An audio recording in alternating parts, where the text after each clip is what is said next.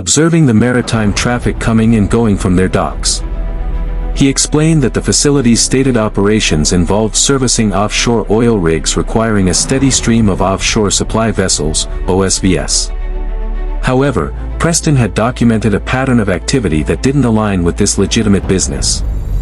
He detailed late-night movements of specific vessels arriving and departing under the cover of darkness, often between midnight and 4 a.m. He had logged dates, times, vessel profiles, and names. He noted that these vessels often deviated from the established shipping lanes, their movements seemingly designed to avoid scrutiny. He pointed out specific OSVs that appeared frequently. Their transponders sometimes deactivated during these nocturnal operations, a significant violation of maritime regulations. Preston was convinced that the Zaire facility was a nexus for illicit activities. He suspected smuggling, perhaps drugs or weapons, utilizing the legitimate maritime traffic as cover. He believed his children had inadvertently stumbled upon this operation and had been silenced. The investigators were stunned by the sheer volume and detail of Preston's logs. What had previously been viewed by local authorities as the obsession of a grieving father was now a critical data set. It provided a 7-year history of suspicious activity originating from the exact location where the physical evidence had suggested the investigation should focus in 2012. Preston also detailed the resistance he had encountered. He recounted how he had repeatedly attempted to present his findings to the local sheriff's office only to be aggressively dismissed. He described how Zaire security had harassed him, threatening him with trespassing charges when he observed the facility from public waterways. But the most disturbing aspect of his account was the behavior of local law enforcement. He specifically mentioned a Deputy Myron Blevins. According to Preston, Blevins had been particularly hostile to his inquiries. Blevins had been involved in the initial investigation and had been instrumental in dismissing the Zaire connection, pushing the accident theory and the fishing dispute angle. Preston described instances where Blevins seemed actively protective of Zaire interests, intervening to shut down any line of inquiry that pointed toward the facility. Preston recounted a specific incident in 2014 when he had obtained photographs of a suspicious vessel docked at the Zaire facility late at night loading unmarked containers. He presented the photos to the sheriff's office demanding action. Deputy Blevins had taken the report, assuring Preston it would be investigated. Weeks later, when Preston followed up, Blevins claimed the photos were inconclusive and the vessel was legitimate. Preston later discovered the vessel had left the area shortly after he filed the report and Blevins had never initiated a formal inquiry. Preston believed Blevins was compromised, actively working to protect Zaire Industrial Solutions. At the time, this accusation had been dismissed as paranoia. Now, in the context of the resurfaced evidence and the clear indication of a long-term criminal enterprise, Preston's claims gained chilling credibility. The federal investigators recognized the significance of Preston's shadow investigation. It provided the context they needed to understand the scope of the potential criminal activity. The logs confirmed a pattern of organized deep-water maritime activity originating from the Zaire facility. If these vessels were involved in smuggling, they were also the most likely mechanism for transporting the evidence to the deep Gulf. The investigation shifted focus. The target was now Zaire Industrial Solutions, and the immediate priority was to corroborate Preston's findings with hard data. They needed to identify the vessels involved, trace their movements, and determine the nature of their illicit operations. They also needed to initiate a confidential investigation into Deputy Myron Blevins, recognizing that any investigation into Zaire would likely be compromised if local corruption was involved. The shadow investigation had illuminated the path forward, pointing toward a conspiracy far deeper and more organized than previously imagined. Armed with Preston Keegan's meticulous logs and the precise coordinates of the SOS ping, the investigation entered a new highly technical phase. The task force, now comprising federal agents and maritime forensic specialists, focused on identifying the vessel responsible for transporting the satellite beacon to the deep Gulf. They knew that if they could identify the vessel, they could begin to unravel the conspiracy. The primary tool for this phase of the investigation was the Automatic Identification System AIS, a global network that tracks the movement of maritime vessels. All large commercial vessels are required to broadcast their position, course, and speed using AIS transponders. The historical AIS data for the Gulf of Mexico provided a detailed record of maritime traffic around the time of the SOS ping on September 10, 2019. The investigators began a painstaking process of analyzing the AIS data for the hours surrounding the signal. The search area was vast and the volume of data was immense, reflecting the constant movement of commercial traffic in the Gulf. They were looking for anomalies, vessels exhibiting unusual behavior consistent with the disposal of evidence. This meant looking for vessels that deviated from established shipping lanes, slowed significantly, or stopped in the area of the ping. The analysis required sophisticated software and expert interpretation. The team meticulously filtered the data, eliminating vessels that maintained a consistent course and speed or were clearly engaged in legitimate activities such as fishing or surveying. They focused on the specific coordinates where the signal originated, looking for any vessel. For his wealth, his political donations, and his ruthless business practices. His company controlled significant infrastructure along the Gulf Coast, and he wielded considerable influence over local politics and law enforcement. The connection explained the resistance Preston Keegan had encountered and the stonewalling of the initial investigation, particularly the actions of Deputy Blevins. The identification of the Iron Current and its connection to Gideon Zayer solidified the investigation's working theory. The evidence indicated a large-scale criminal enterprise operating under the cover of legitimate business utilizing the infrastructure of Zayer Industrial Solutions and the maritime assets like the Iron Current. The disposal theory was now firmly established. Investigators believed that the Iron Current had been used to dispose of the Keegan siblings' belongings, likely in an attempt to permanently erase any remaining evidence of the crime. The activation of the satellite beacon had been an accident, a mistake that had exposed the entire operation. The investigation now had a clear target: the Iron Current, its crew, and the broader Zayer organization. The task force began planning the next phase of the operation. Recognizing that they were dealing with a sophisticated, well-resourced, and dangerous adversary, they needed to move carefully, gathering enough evidence to dismantle the entire organization while operating under the assumption that Zayer was aware of the renewed scrutiny. As the Joint Federal Task Force, now heavily involving the FBI and the DEA, alongside the Coast Guard Investigative Service, began to probe the intricate operations of Zayer Industrial Solutions.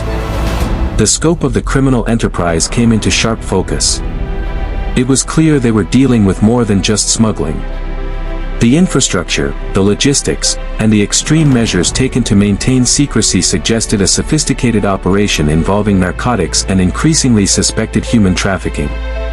The resistance they encountered mirrored Preston Keegan's experiences, confirming the deeply entrenched corruption that had shielded Gideon Zayer for years. A confidential internal review by the Department of Justice confirmed the suspicions surrounding Deputy Myron Blevins. Financial records revealed unexplained wealth and direct, albeit disguised, payments from Gideon Zayer. It became evident that Blevins had actively suppressed the 2012 investigation, ensuring that any inquiry pointing towards Zayer was quickly neutralized. Recognizing that the local jurisdiction was compromised, the task force established a secure operational base outside the area, ensuring the integrity of the investigation and protecting their personnel. The immediate focus was the Iron Current. Investigators identified the vessel's captain, Jarek Russo, as a critical figure. Russo had been the captain of the Iron Current for nearly a decade, overseeing its operations and reporting directly to Zayer's top lieutenants. He was deeply involved in the illicit activities, possessing intimate knowledge of the organization's structure, methods, and history. He was also the one responsible for the evidence disposal in the Gulf. Instead of moving directly on Russo, the task force opted for a strategy of disruption and psychological pressure. They understood that a direct confrontation might lead to the destruction of evidence and the activation of the organization's defenses, potentially including violence against witnesses. They needed to isolate Russo, make him feel vulnerable, and force him to see cooperation as his only means of survival. The surveillance operation was intense and multifaceted. The Iron Current was tracked continuously via AIS data and satellite imagery. When the vessel docked at various ports along the Gulf Coast, surveillance teams were deployed to monitor the crew's activities, the loading and unloading of cargo, and any interactions with Zaire representatives. The pressure campaign began subtly, but escalated quickly. The Iron Current found itself subjected to relentless scrutiny from port authorities. Routine inspections became more frequent and significantly more thorough. The Coast Guard boarded the vessel multiple times, citing minor safety violations, causing costly delays and disrupting the vessel's tight schedule. Customs and Border Protection agents conducted surprise audits of the vessel's manifest and cargo, questioning discrepancies and increasing the operational risk for the organization. These disruptions were carefully orchestrated to appear as heightened regulatory enforcement, but their cumulative effect was significant. The Iron Current began missing deadlines. Its operations became inefficient and the organization's revenue stream was impacted. The pressure began to mount on Jean-Ric Rousseau. Gideon Zaire was not known for tolerating failure. The task force utilized electronic surveillance, intercepting communications, indicating that Zaire was increasingly dissatisfied with the performance of the Iron Current and furious about the increased attention from authorities. The botched evidence disposal, the SOS ping that had reignited the Keegan investigation, was a catastrophic liability, and Zaire held Rousseau personally responsible. Rousseau began to feel the heat from both sides. He was being squeezed by the authorities and simultaneously facing the wrath of his employer. The surveillance teams noted a distinct change in his behavior.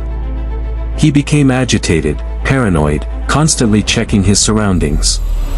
He started using burner phones, minimizing his time ashore and exhibiting the behavior of a man who knew he was being hunted. The task force intensified the pressure. They approached some of the junior crew members of the Iron Current, conducting interviews, suggesting they knew about the illicit activities and offering leniency in exchange for cooperation.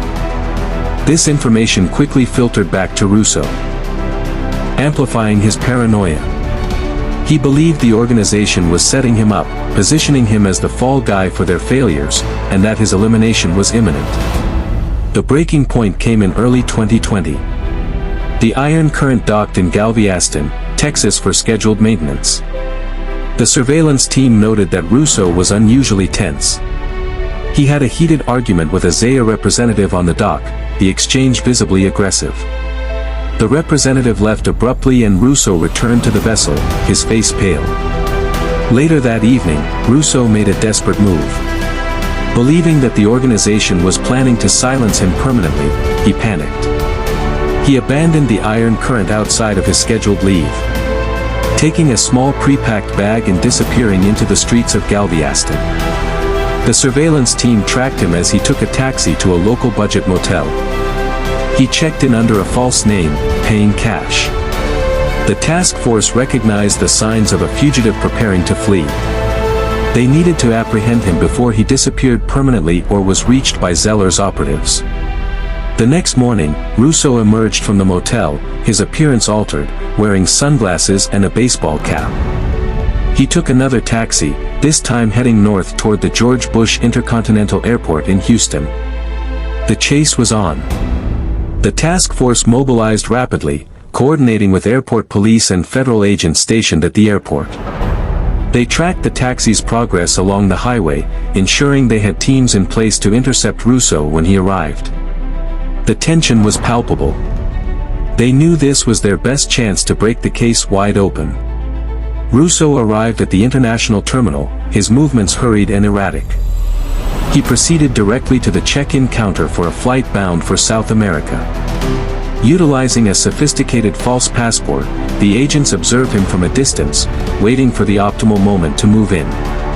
They couldn't risk a confrontation in a crowded terminal that might escalate or allow Rousseau to escape into the secure area of the airport.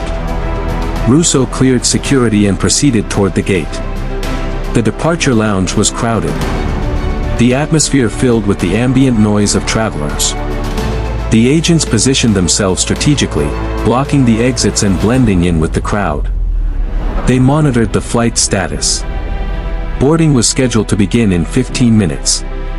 As the boarding process began, Rousseau lined up, clutching his bag, his eyes darting nervously. He was moments away from escaping U.S. jurisdiction. The lead agent gave the signal. The team converged on Russo simultaneously from multiple directions. The apprehension was swift and decisive. Russo was taken down before he had a chance to react. His face pressed against the cool terrazzo floor of the terminal. He was handcuffed and escorted away from the crowded gate. The other passengers staring in stunned silence. Jarek Russo was in custody. The defection had been intercepted. The task force now had the key witness they needed to dismantle the Zaire organization and finally uncover the truth about what happened to Odelia and Tanner Keegan. The years of investigation, the frustration, the technological breakthroughs, it had all led to this moment.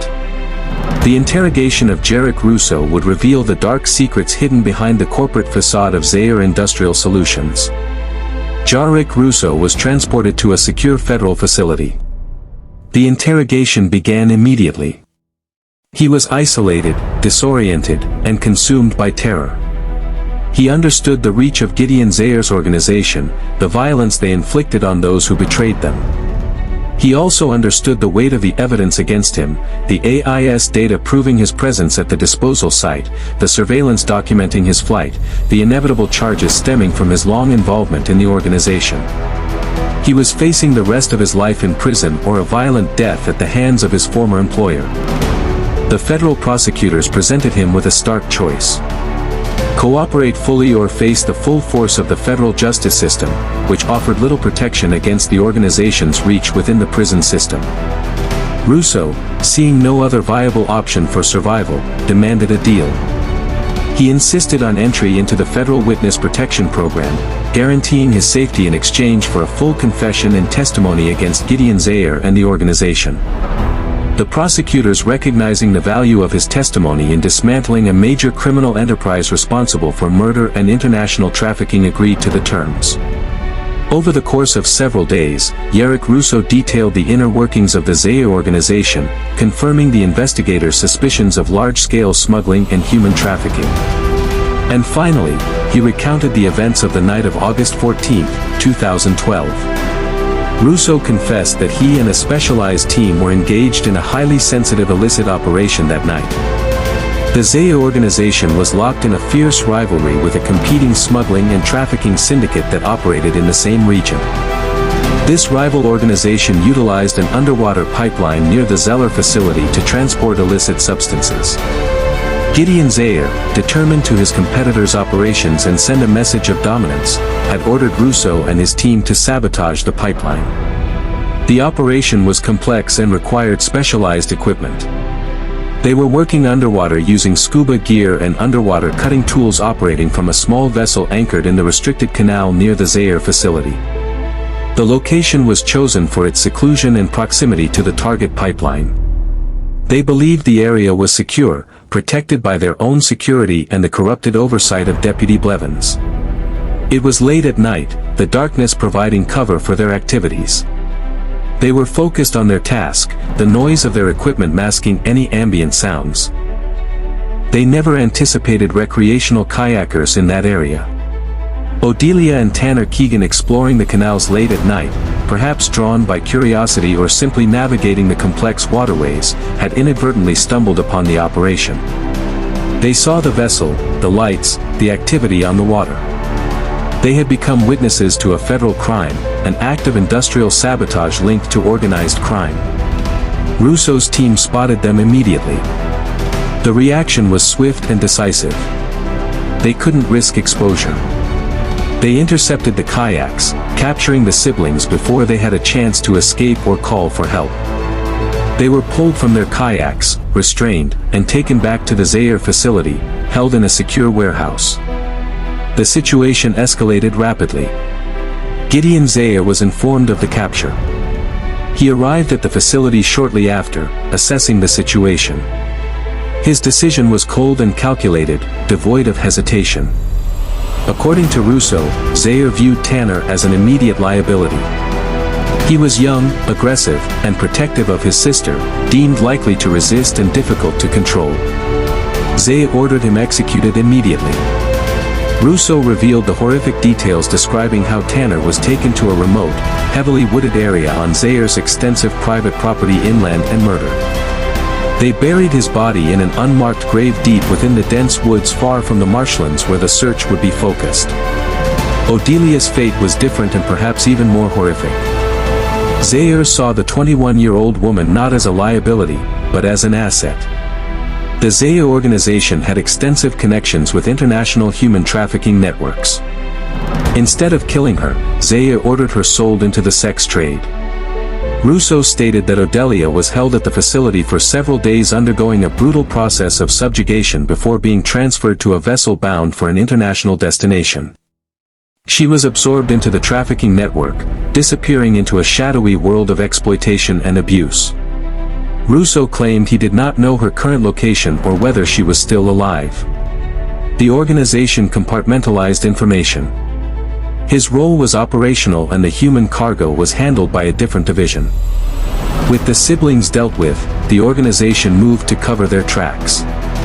Russo described how they staged the scene to confuse the investigation.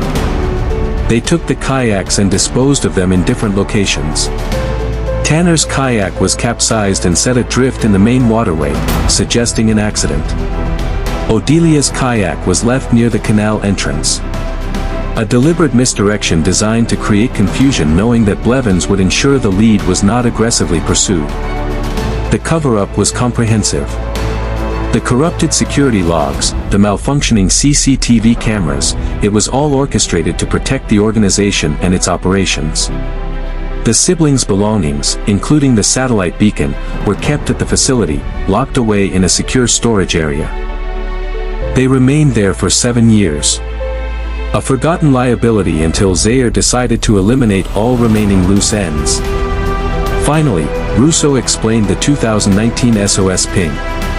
Gideon Zeller, perhaps feeling the pressure from increased scrutiny on his operations or simply conducting a routine cleanup of past liabilities, ordered Russo to dispose of the belongings permanently.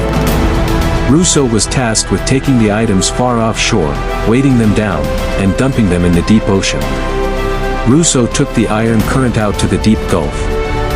The AIS data corroborating his account of the vessel's movements. He placed the belongings in a heavy canvas bag, weighting it with chains. He insisted that the activation of the satellite beacon was an accident.